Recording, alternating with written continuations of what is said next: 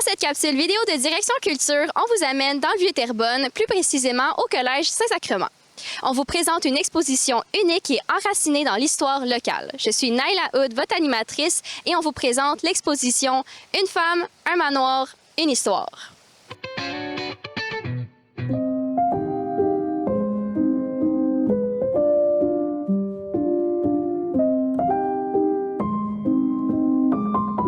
Qu'est-ce qui a motivé la création de cette exposition-ci?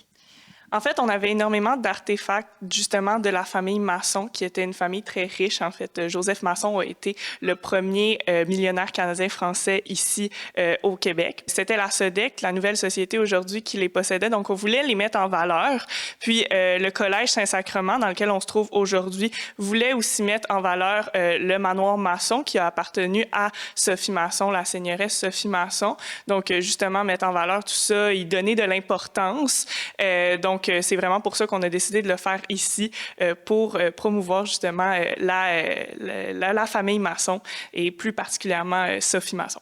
On se retrouve ici dans la salle de l'exposition. Qu'est-ce que c'était avant que ça devienne l'exposition? Alors, dans le temps de Sophie Masson, c'était la salle à manger de la famille. Après ça, ça a été le réfectoire dans le temps que c'était le séminaire des Pères du Très Saint-Sacrement. Et puis, quand le collège est devenu le Collège Saint-Sacrement, en fait, là, c'est devenu une salle de classe. Et donc, la salle de classe a pris le bord, là, comme on dit en bon français. Et puis, c'est devenu l'exposition là, qu'on a installée ici. C'est quoi l'histoire de l'exposition? Oui, bien, c'est ça. On apprend vraiment à connaître Sophie Masson. Moi, j'avoue que la première fois que j'ai vu l'exposition, j'ai appris à la connaître sur un niveau comme quasiment personnel parce qu'on voit un petit peu c'est quoi sa personnalité en tant que seigneuresse, en tant que mère aussi avec ses enfants.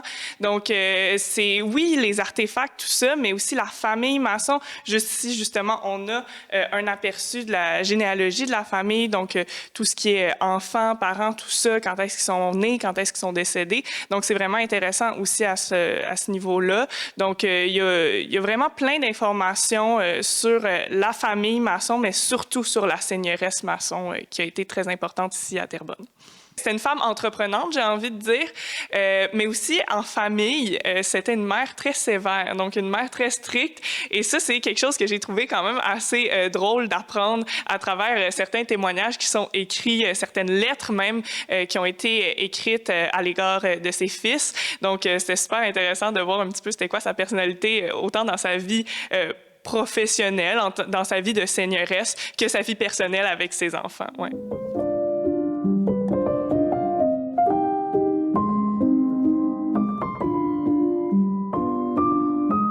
Pourquoi des expositions comme celle-là sont importantes pour l'histoire locale de Terrebonne? Oui, bien, la seigneuresse Sophie Masson a été la dernière seigneuresse avant la fin du régime seigneurial et elle a été particulièrement marquante pour les habitants de Terrebonne parce que même après l'abolition du régime seigneurial en 1854, elle a continué à être la seigneuresse dans l'imaginaire collectif des Terrebonniens, Terrebonniennes. Donc, on a continué à l'appeler seigneuresse jusqu'à la fin de sa vie.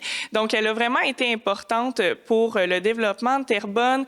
Aussi, bon, c'est mon petit éditorial, mais c'était une femme aussi importante. Son mari n'était pas nécessairement présent aussi pour la seigneurie autant qu'elle. Donc, elle a été énormément impliquée. Donc, je pense que c'est vraiment important, là, aujourd'hui, en 2025, de mettre en valeur les femmes qui ont autant marqué le passé de nos villes.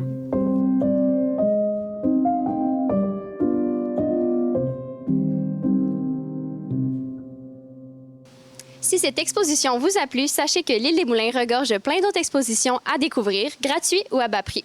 Culture locale, artistes d'ici, événements d'envergure, c'est tout ça, Direction Culture. Merci d'avoir été là et à très bientôt!